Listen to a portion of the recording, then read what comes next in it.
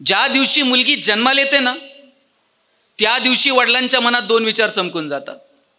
एक मुलीचं शिक्षण आणि दुसरं मुलीचं लग्न. वडील स्वतः फाटलेली तुटलेली चप्पल घालतील, पण पुरीला मात्र शाळेत जायला चांगले शूज घेऊन देतील.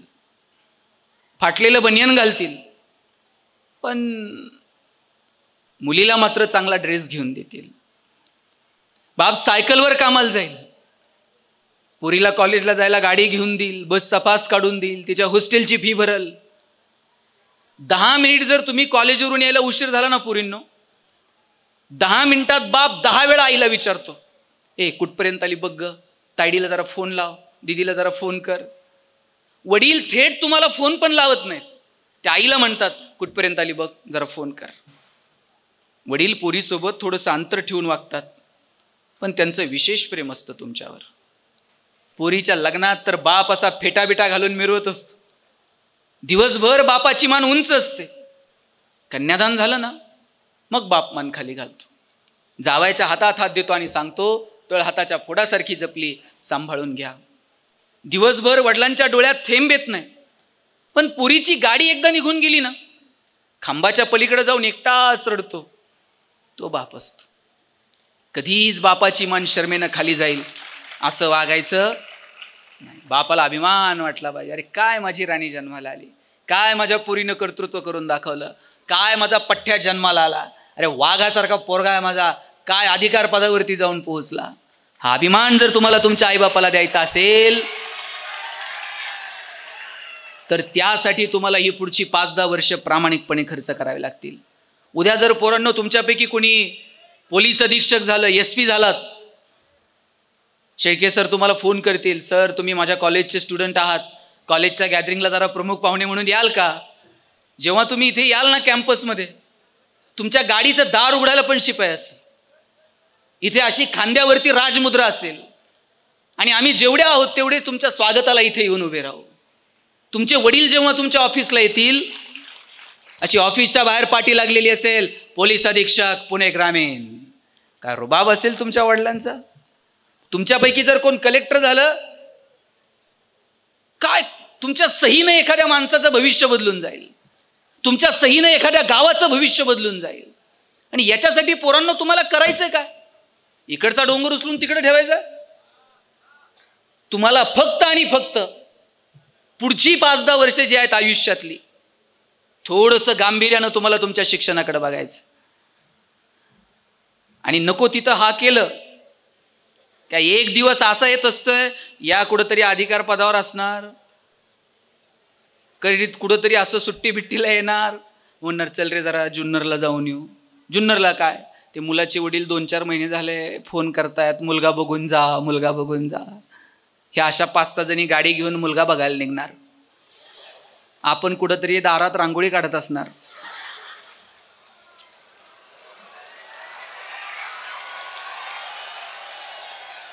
त्या येणार असं सोफ्यावर पायावर पाय टाकून बसणार, आपण चहान पोहे घेऊन जायचे, ते असं डोळ्यात डोळे घालून विचारणार, का रे स्वयंपाक येतो का? तुम्ही पण हुशार आहात, पण गडबड काय माहितीये का, आपण नको तिथे हो म्हणतो. हो मध्ये हो मिसळला की दुःख सुरू झाली म्हणून समजायचं. हो मध्ये हो मिसळायचा नाही. मी जिथे राहतो ना पुण्यात, आमच्या घराच्या शेजारी एक गार्डन आहे, आणि त्या गार्डनमध्ये एक आजी आणि तिच्या 4 मैत्रिणी रोज गप्पा मारत बसलेल्या असतात. जाता येता आजी हटकते आणि कधीतरी विचारते, काय चाललंय, काय नाही, काय करतोस. एक दिवशी आजीनं मला विचारलं, गणेश तू ते कपड्याचं दुकान सुरू केलंय, चांगलं चाललंय ना? साहेब माझं कोणतंच कपड्याचं दुकान नाही. मी काय करायला पाहिजे होतं, मी आजीला म्हणायला पाहिजे होतं, आजी माझं काय कोणतं कपड्या बिपड्याचं दुकान नाही आहे. पण आपल्याला सवय आहे, विचार न करता हो मध्ये हो मिसळायचं आणि पुढे निघायचं. आजीनं विचारलं कपड्याचं दुकान कसं आहे, म्हटलं 1 नंबर. आजी दुसऱ्या दिवशी पुन्हा भेटली, तू ते भांड्याचं दुकान सुरू केलंय, एकदम जोरात. आजी रोज नवीन धंदा शोधून काढायची. मी रोज तिच्या हो मध्ये हो मिसळायचो आणि पुढे निघायचो. आजी पुन्हा भेटली, मला म्हटली, गणेश तू ते मेडिकल सुरू केलंय, चांगलं चाललंय ना? म्हटलं कशाचं मेडिकल आणि कशाचं काय? माझ्या बरोबरचे मित्र होते. आजीने विचारलं मेडिकल कसं चाललंय? म्हटलं हां छान चाललंय. पुढे गेल्यानंतर माझ्या मित्रांनी विचारलं कसलं मेडिकल, कधी सुरू केलं? आणि म्हटलं कशाचं काय, या आजीला कदाचित स्मृतिभ्रंश आहे, आजी विसरते आणि म्हणून रोज विचारते. बघा, मी माझ्या मित्रांना सांगत होतो आजीला स्मृतिभ्रंश असेल आणि माझ्या कानावर आलं आजी तिच्या मैत्रिणींना सांगत होती मी तुम्हाला म्हटलं होतं ना याच्या डोक्यावर परिणाम आहे, याला काही म्हणा हे होच म्हणतंय, हे कशालाच नाही म्हणत नाही. योग्य ठिकाणी नाही म्हणता आलं पाहिजे. पोरांनो, तुमच्यापैकी एखादा मुलगा जर चुकताना तुम्हाला दिसला, काहीतरी व्यसन करतोय, नको त्या गोष्टींच्या नादी लागलाय, त्या दिवशी हॉस्टेलला पहिल्यांदा दिसल्याबरोबर त्याला सांगता आलं पाहिजे ए बाळा हे आम्हाला चालत नाही. पहिल्यांदा तुम्ही त्याला जर नाही म्हटलात ना तर कदाचित त्या मार्गावरून चालताना तुमचा एखादा मित्र वाचू शकेल. एखादा मुलगा चुकीच्या संगतीत आहे, तुम्हाला त्याच वेळेला त्याला नाही म्हणता आलं पाहिजे, नाही हे चालणार नाही. पण काय करतो आपण, काय करायचंय मला, या फंदामध्ये कित्येक मुलं या दिवसांमध्ये घसरत जातात. माझी विनंती आहे, हेच दिवस आहेत तुम्हाला उंच भरारी घेण्याचे. काय करायचं ते ठरवा. आणि पोरांनो, अजिबात असं टेन्शन घेऊ नका, हे आता आपल्याला असं काय जमेल का, किंवा हे माझ्याच वाट्याला का, असं रडत बसायचं नाही. आपण काय करतो माहितीये का, प्रयत्न करण्यापेक्षा लढण्यापेक्षा रडण्यात दिवस वाया घालवतो. हे माझ्याच वाट्याला का, आणि असंच का होतं, सर मलाच का बोलतात, आणि मॅडमचा माझ्यावरतीच राग का.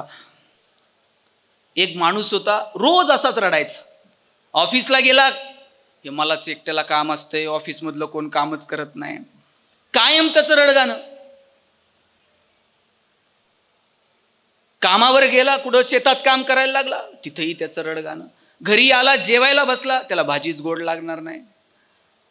एक दिवशी कामावरून शेतावरून निघाला, असं लाकडाची मोठी मुळी डोक्यावरती होती. ती मुळी घेऊन चालला होता. मुळीचं जरा ओझं वाटलं, त्यानं टेन्शनमध्ये ती सगळी लाकडाची मुळी अशी जमिनीवरती आदळली आणि म्हटला देवा किती ओझं, किती ताण, उचल बरं मला एकदा, घेऊन जा मला आता इथून. कधी कधी देव सिरियसली घेतो. हा म्हटला देवा उचल मला, आणि देव आला ना समोर. देव समोर आल्यावर काय म्हटलं रे तू, नाही नाही ते मला नको उचलू म्हणला, ही मुळी उचलून दे म्हणला डोक्यावरती. देवानं ती मुळी उचलून डोक्यावरती दिली. मग तर तर तर तर तर तर घरी निघून गेला. रात्री मग ताटातली अर्धी भाकर सुद्धा त्याला इतकी गोड वाटायला लागली ना. काय होतं माहितीये का, आपण जोपर्यंत दिवस असतात तोपर्यंत आपण त्या दिवसांचं, त्या क्षणांचं महत्व आपल्याला वाटत नाही. पण काळ नजीक येतो, कॉलेजचे दिवस आता संपायला वर्ष 6 महिने राहिलेत, आणि मग वाटायला लागतं की अरेच्छा आपण तर जगलोच नाही. खूप काही करण्यासारखं होतं, खूप काही शिकण्यासारखं होतं, खूप काही गोष्टींमध्ये पार्टिसिपेट होण्यासारखं होतं, पण मी असेच दिवस वाया घातले. हे रिग्रेट तुमच्या मनामध्ये राहू नये, याच्यासाठी शाळा कॉलेजमधले जे दिवस आहेत या दिवसांमध्ये स्वतःला झोकून द्या. अरे वयाच्या 18व्या वर्षी एक पोरगा बुद्धिबळाच्या क्षेत्रामध्ये जगज्जेता होतो, आणि त्याचा एक इंटरव्ह्यू ऐकला. 12व्या वर्षी त्या पोराने सांगितलंय की हो मी बुद्धिबळामध्ये जगात विश्वात माझं नाव कमावणार आहे. ही स्वप्न कधीतरी बघावी लागतात. छत्रपती शिवाजी महाराजांनी वयाच्या 14व्या वर्षी 4 यवनी पातशाहीला सुरुंग लावून टाकला आणि ठरवलं की हो आम्ही हिंदवी स्वराज्य निर्माण करू. हे स्वप्न पाहावं लागतं, मग आम्हाला मार्ग सापडतो. पण आम्ही मोठी स्वप्न बघायची नाही. बरं, त्यात फक्त पोरांची चूक आहे असं नाही, पालकांनी पण त्यांना सांगितलेलं असतं हे वेगळं काही करू नको, अंथरून पाहून पाय पसर. चला ते पोरगं हातपाय खोडून खोडून मरून गेलं, पण बापानं काय त्याला कधी हातपाय पसरू दिले नाहीत. बापानं तर सांगितलं पाहिजे हातपाय पसर, अंथरुणाचं काय करायचं तुझा बाप बघल. एवढी धमक आम्हाला आमच्या लेकरामध्ये निर्माण करता आली पाहिजे. आऊसाहेबांनी सांगितलं राजे समशेर उचला आणि करा हिंदवी स्वराज्य निर्माण. छत्रपती शहाजी राजांनी स्वराज्याची संकल्पना मांडली, आई वडिलांनी प्रोत्साहन दिलं, आणि पाहता पाहता स्वराज्य उभं राहिलं. ज्ञानोबांनी ज्ञानेश्वरी सारखा महान ग्रंथ तुमच्या माझ्या समोर ठेवला, आणि वयाच्या 16व्या वर्षी ज्ञानेश्वरी ज्ञानाची कवाडं तुमच्या माझ्यासाठी खुली करून दिली. छत्रपती संभाजी महाराजांनी तुमच्या माझ्या वयामध्ये बुधभूषण सारखा ग्रंथ लिहिला. हेच ते वय आहे उंच भरारी घेण्याचं, हेच ते वय आहे काहीतरी मोठा विचार करायचं. आम्ही कधी हा मोठा विचार करणार आहोत? आमच्या डोक्यात पक्क आहे काय नाही, इकडे तिकडे काय करायचं नाही, कुठंतरी नोकरी लागली, 10-20 हजाराचा पगार भेटला, बाद झालं, करायला काय लागतंय, खायला काय लागतंय.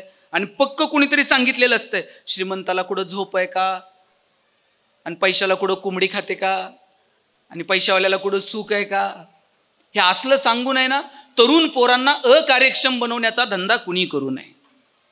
पोरांना सांगितलं पाहिजे जेवढे पैसे कमवता येतील तेवढे कमवा. फक्त एक वाक्य आयुष्यभर लक्षात ठेवा, जोडून या धन उत्तम व्यवहार आहे. आमचा व्यवहार उत्तम असला पाहिजे. आजच्या तारखेला जर मला कोणी विचारलं चांगला माणूस कोणता, या गावातला, त्या गावातला, या जातीतला, त्या धर्मातला, मी म्हणेल ज्याचा व्यवहार चांगला तो माणूस चांगला. मग आपला व्यवहार चांगला राहील याची काळजी आपण घ्यायला हवी. आपण गरिबीत जन्माला आलो, आपली चूक नाहीये, पण पोरांनो आपण गरिबीत जर मेलो ना, ती मात्र आपली चूक आहे. गरिबीत मरायचं नाही, आपण आपल्या ताकदीच्या जोरावरती मोठं होऊन दाखवायचं. संकट येत राहतात आयुष्यात, कुणाच्या वाट्याला संकट येत नाहीत. ज्ञानोबांनी ज्ञानेश्वरी सारखा ग्रंथ लिहिला. आज ज्ञानोबांचा तुम्ही मी उदो उदो करतो. आज लोक आळंदीला समाधीवरती डोकं ठेवायला गर्दी करतात, पण याच ज्ञानेश्वर महाराजांना लोकांनी इंद्रायणीमध्ये पाऊल टाकू दिलं नाही. इंद्रायणीमध्ये पाऊल टाकायला ज्ञानोबा गेले तर लोकांनी सांगितलं ही संन्यासाची पोरं आहेत, चला रे तुम्हाला इथं आंघोळ करायचा अधिकार नाही. ज्या तुकोबारायांनी सांगितलं वेदांचा तो अर्थ आम्हासीच ठावा, एरांनी व्हावा भार माथा. अरे तुम्ही काय आम्हाला वेद शिकवता, वेदांचा अर्थ आम्हाला माहित आहे आणि वेद आमच्या घरी पाणी पितात, इथं पाणी भरायला वेद आहेत. काय तुकोबारायांचं धाडस आहे, वेद आमच्या घरी पाणी भरतात, केवढं धाडस आहे तुकोबारायांचं. ज्ञानोबाराय आणि तुकोबाराय बंड पुकारलं तत्कालीन समाज व्यवस्थेच्या विरोधात. आणि आज आम्ही व्यवस्थेचा विचार करायला तयार नाही आहोत, अन्याय अत्याचाराच्या विरोधात बोलायला तयार नाही आहोत, चांगलं वाईट काय ते ठरवायला तयार नाही आहोत. कुणीतरी रस्ता दाखवलाय, त्या रस्त्यानं सरधोपट चालत राहायचं, ठेच लागली पडले परत उठायची ताकद नाही, दिशा चुकली परत मागं फिरायचं कळत नाही. वेळ प्रसंगी 2 पावलं माघार घ्या, वेळ प्रसंगी तुटून पडा. तारतम्य ठेवून आयुष्य कसं जगता येईल. कधीतरी इतिहासात, मी म्हणत नाही तुम्ही इतिहासात 24 तास वावरा, इतिहासात वावरू नका, इतिहासाकडे बघा. फक्त तुम्ही बघा, गाडी जर चालवायची असेल ना तर ड्रायव्हरला पुढं बघायला मोठी काच असते, आणि ड्रायव्हरला जर मागं बघायचं असेल ना छोटा आरसा दिलेला असतो. मागं किती बघायचं, जेवढं छोट्या आरशात दिसतं ना तेवढंच मागं बघायचं असतं. तुम्ही जर मागं वळूनच बसलात तर पुढे जाणार कधी. इतिहासात किती डोकवायचं ते ठरवा, आणि भविष्याचा वेध घेता येईल का, मला वाटतं याची स्वप्न बघा.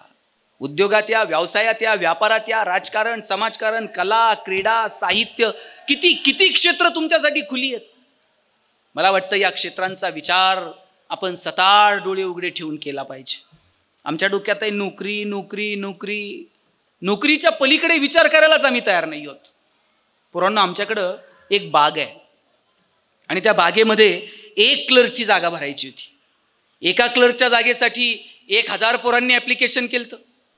आता जागा एक आहे म्हटल्यानंतर किती जणांना नोकरी मिळेल रे, एकालाच मिळणार आहे, बाकीचे 999 घरी जाणार आहेत. एका पोराचं सिलेक्शन झालं, त्याला अपॉइंटमेंट लेटर साईन करून मिळणार. त्याच वेळेला बागेतला शिपाई पळत आला आणि म्हटला काही करा पण याला नोकरी देऊ नका. म्हटले काय झालं, म्हणले बागेतलं गोरीला माकड मेलंय, गोरीलाच जर नसेल तर लोक कशी येतील, लोक आली नाही तर याचा पगार करायचा कशातनं, काही करा पण याला नोकरी देऊ नका. बागेतल्या मॅनेजरने बघितलं सगळं, त्या पोराला सांगितलं पाय सोड. त्या पोरानं मॅनेजरचे पाय पकडले, म्हटला साहेब मी पडेल ते काम करल पण नोकरी तेवढी द्या. मॅनेजर म्हटला पाय सोड, तुला नोकरी क्लर्कची देतो, तुला फॅसिलिटीज क्लर्कच्या देतो, पण जोपर्यंत बागेत गोरीला येत नाही तोपर्यंत तुला काम मात्र गोरीलाचं करावं लागेल. पोरगा म्हटला गोरीला तर गोरीला, रोज यायचा, गोरीलाचे कपडे घालायचा, पिंजऱ्यात जाऊन उभा राहायचा. लोक यायची, शेंगा बिंगा खायला घालायची. म्हणला मजा आहे, पगार चालू आहे, डेली अलाउन्स पण सुरू आहे. एक दिवशी कॉलेजच्या पोरापोरींची ट्रिप आली आणि कॉलेजच्या पोरापोरींकडे बघून हे जोर जोरात उड्या मारायला लागलं. उड्या मारता मारता चुकून वाघाच्या पिंजऱ्यात जाऊन पडलं. वाघाच्या पिंजऱ्यात पडल्यावर म्हणला नोकरी गेली तरी चालेल, जीव वाचला पाहिजे. जीव वाचावा म्हणून हे जोर जोरात ओरडायला लागलं. याच्या आवाजानं झोपलेला वाघ जागा झाला, चवताळून याच्या अंगावर धावून आला आणि हातावर हात ठेवून म्हटला, ओरडू नको, नाही तर दोघांची नोकरी जाईल. नंतर कळलं गोरिलाच्या भूमिकेत BSc झालेलं होतं, वाघाच्या भूमिकेत MSc झालेलं होतं. शिक्षणातनं आम्ही स्वाभिमानी होणं अपेक्षित आहे का स्वाभिमान शून्य होणं अपेक्षित आहे? शिक्षणातून आपण स्वाभिमानी होणं अपेक्षित आहे. हा स्वाभिमान आपला जागृत आहे का? त्यासाठी आपण प्रयत्न करायला हवेत.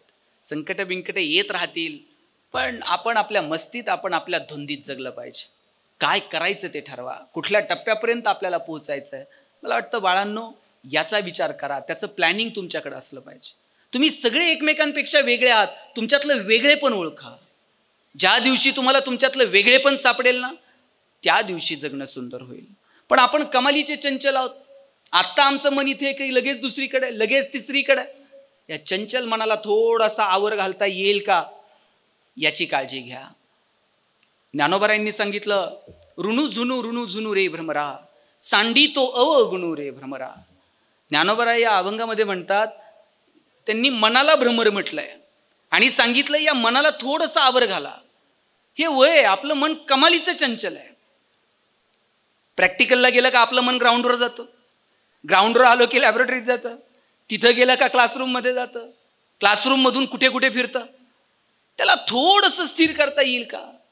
ज्या दिवशी तुम्ही तुमच्या मनाला थोडंसं स्थिर कराल आणि ध्येयाकडे तुमची नजर असेल ना, जगातली कोणतीही ताकद तुम्हाला तिथे पोहोचण्यापासून विचलित करू शकणार नाही. पण आम्ही ठरवायला नको का की आम्हाला तिथे पोहोचवायचं? आपल्यापैकी बहुतांशी लोकांनी अजून ठरवलेलंच नाही की मला नेमकं कुठे पोहोचायचं आहे. वारा वाहील तसं आम्ही वाहतोय, गर्दी चालली आहे तशी आम्ही तिकडे जातोय. काल परवा पोरं म्हणत होती कुठे फिरायला जायचं, कुठे फिरायला जायचं. अचानक कुणीतरी म्हटलं प्रयागराजला जायचं. गाड्या वळल्या आणि निघाल्या प्रयागराजला. कशासाठी काय कित्येकांना माहीतही नव्हतं, पण कुणीतरी रील बघितली, कुणीतरी काय केलंय. आम्ही धावतोय फक्त. आम्ही विचार केला पाहिजे, अरे तिथे जायचंय, मग मी काय बघायचंय, मला तिथे तिथे नेमकं काय सुरू आहे, कोणती साधना किंवा कोणत्या गोष्टीसाठी मला जायचंय, याचं काहीतरी चिंतन आपल्याकडे असलं पाहिजे की नाही. सोशल मीडियात जे ट्रेंड येतात त्या ट्रेंडनुसार रील बनवणं आणि तिथे धावणं, एवढ्यात आम्ही मग्न आहोत. मला वाटतं थोडंसं परंपरांकडे, थोडंसं आपल्या ज्ञानेश्वरी गाथेकडे आम्ही वळायला नको का?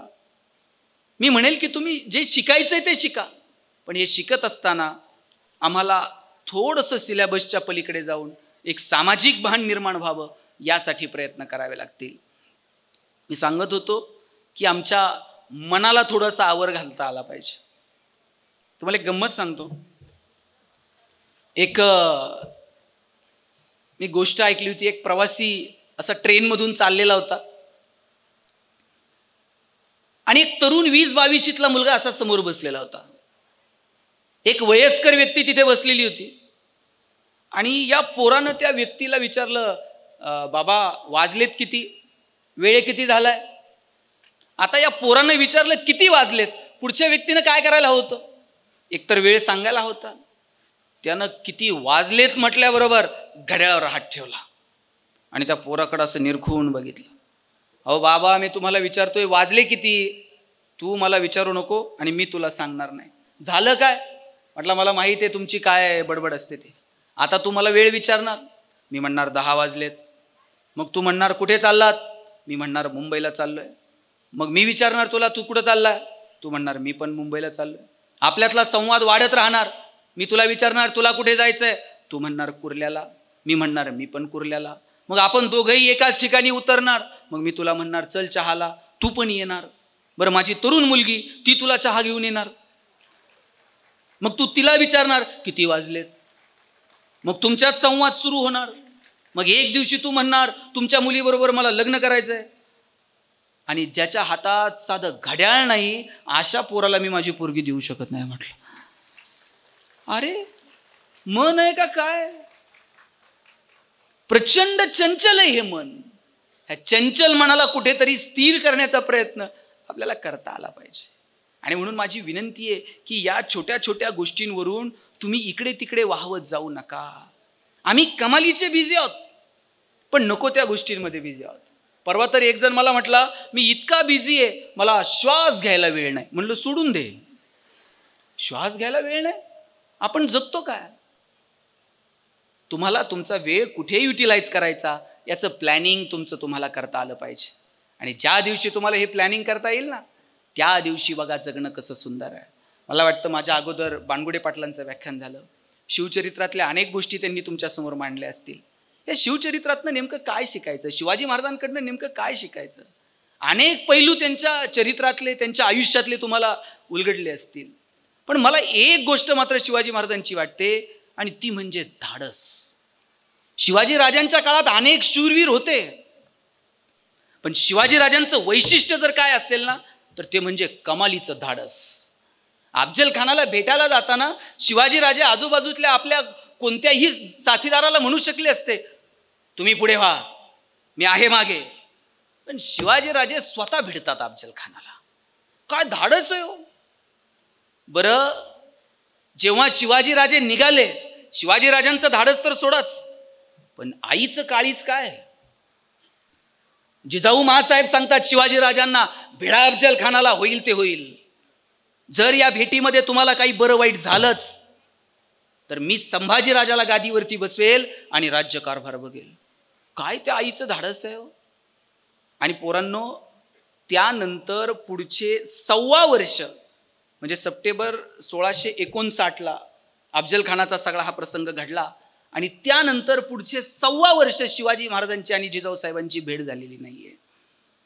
आपल्यापैकी कोण असतं तर म्हटलं असतं, अफजल खानाला मारलंय, लगेच हत्तीहून साखर बिखर वाटा, चला लगेच सगळीकडे फ्लेक्स लागले पाहिजेत, राजे आपलं हार्दिक अभिनंदन, खाली 2-4 लिंबू टिंबू, हातात ढाल तलवार घेऊन. संयम काय, धाडस काय, हे शिवचरित्रातनं आपण शिकलं पाहिजे. आणि मला वाटतं हे ज्यांना शिकता येतं ना, त्यांचं जगणं सुंदर होतं. काय शिकायचं ते ठरवा.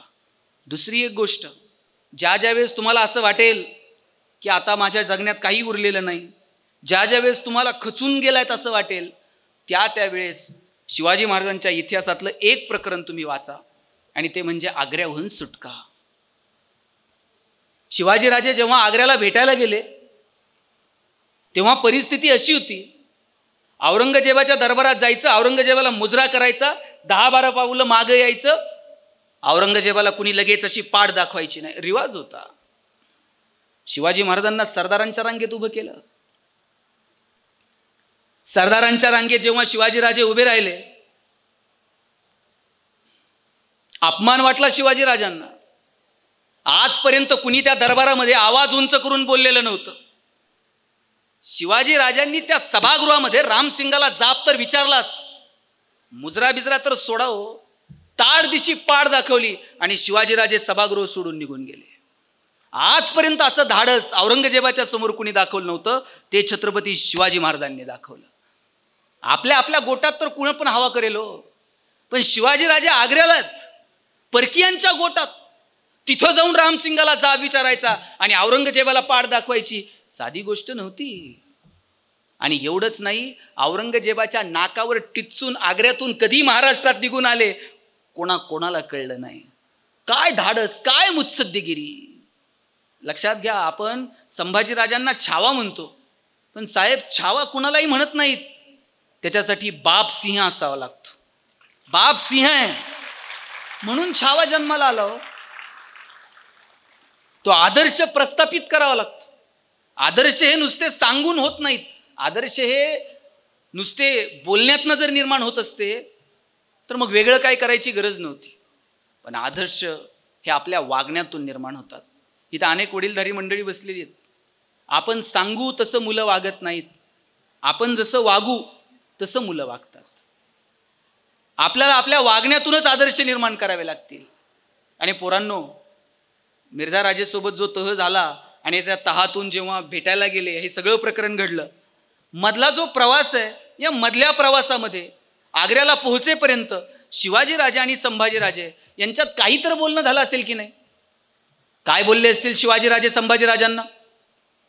स्विस बँकेत आपला अकाउंट आहे, पासवर्ड सांगतो, पुण्यात आपले 2 फ्लॅट आहेत. काय बोलले का असतील? शिवाजीराजांनी सांगितलं असेल, शंभूराजे आतापर्यंत जिंकणं बघितलं, आतापर्यंत यश बघितलं, आयुष्यातला संघर्ष सुद्धा जवळून बघा, चला आमच्या सोबत. घेऊन गेले. तिथं गेल्यानंतर औरंगजेबानं संभाजीराजांना एक हत्ती भेट म्हणून दिला आणि थोडीशी गंमत करावी म्हणून दिलेर खान म्हटला, शंभूराजे आप इतने छोटे हो और हाथी इतना बड़ा है, इस हाथी को आप महाराष्ट्र में कैसे ले जाओगे? एवढासा संभाजी राजा दिलेर खानाच्या डोळ्यात डोळे घालून सांगतो, ये तो जानवर है, बैठकर जाएंगे, नहीं आया तो खींच कर ले जाएंगे, लेकिन हमारे आबा साहब ने जो आपको किले दिए हैं वो तो अभी महाराष्ट्र में है, उन्हें आप आगरा कैसे ले आओगे? एवढासा संभाजी राजा. पण माहित होता आता तहात दिलेत आणि गेल्यावर घेऊ की परत एक एक. लढणं काय असतं, पेटून उठणं काय असतं, हे महाराष्ट्राच्या मातीकडनं जगांना शिकावं. म्हणून खचून जाऊ नका, हे असंच का आणि तसंच का. परत आपलं घरटं उभं राहायचं, परत आपली वाट निवडायची, परत नव्या प्रवासाला सुरुवात करायची, ठरवायचं आपल्याला नेमकं कुठे पोहोचायचं. आणि म्हणून कॉलेजच्या सगळ्या, आपला जास्त वेळ घेणार नाही, शेवटचे 1-5 मिनिट घेतो. 3 गोष्टींवर इथून पुढच्या काळात मित्रांनो काम करा. पहिली गोष्ट निसर्ग, दुसरी गोष्ट समाज, आणि तितकीच महत्वाची गोष्ट ते म्हणजे अर्थकारण. निसर्गाला जपा. एक नदी नीट ठेवली नाही की जिथे गुडघे टेकून पाणी प्याल. सगळ्या नद्यांची अवस्था वाईट करून टाकली. निसर्गातल्या प्रत्येक घटकाचा सन्मान करायला शिका. आज जाईल तिथे पाण्याची बॉटल ठेवलेली असते, 20 रुपये लिटरनं पाणी विकत घ्यावं लागतंय. एक काळ असा होता नदीला गुडघे टेकून लोक पाणी पित होती. आता मात्र आपल्याला पाण्याची बाटली विकत घेऊन पाणी प्यावं लागतंय. आता पूर्वी जसं कार्यक्रमाला गेलं का तांब्या फुलपात्र असायचं, आता तांब्यान फुलपात्र दिसत नाही. आता तांब्या फुलपात्र मला वाटतं फार फार तर सुपारी आणि साखरपुड्यात असेल, आणि काही दिवसांनी पोरांनो तिथं पण दिसणार नाही. गुरुजी सांगणार, मुलाचे मामा बाटली घेऊन या, इथपर्यंत येऊ देऊ नका. झाडं बिडं लावली पाहिजेत, वाढवली पाहिजेत, टिकवली पाहिजेत, पण ते निवळ फॉर्मॅलिटी म्हणून. वाढदिवसाला झाड लावायचं, दुसऱ्या दिवशी पेपरला फोटो, तिसऱ्या दिवशी पेपर गायब, चौथ्या दिवशी झाड गायब. पुढच्या वाढदिवसाला खड्डा तोच, झाड फक्त नवीन असतंय. म्हणजे सकाळी कार्यकर्त्यांनी झाडं लावायची, दुपारी बकऱ्यांनी झाडं खायची, संध्याकाळी कार्यकर्त्यांनी बकऱ्या खायच्या. फिट्टम फाट. आम्ही कोणाला फसवायला चाललोय? निसर्गाला फसवू नका. निसर्गासोबत जुळून घेता येईल का याचा विचार करा. नाहीतर मग निसर्गानं माणसाला कोविडमध्ये त्याची जागा दाखवून दिली. निसर्गानं माणसाला सांगून टाकलं, मास्क लाव, आता मला तुझं तोंड सुद्धा बघायची इच्छा उरलेली नाही. इथपर्यंत येऊ देऊ नका. पहिली गोष्ट निसर्ग, दुसरी गोष्ट समाज. नाती गोती कुटुंब हे ऐक्य आपलं एकत्र राहील याची काळजी घ्या. शेवटचं एक उदाहरण सांगतो. पोरांनो, तुम्ही गाडगे बाबांचं सगळा इतिहास वाचला असेल, अभ्यासला असेल. बाबांचं नाव डेबू. एवढेशे होते.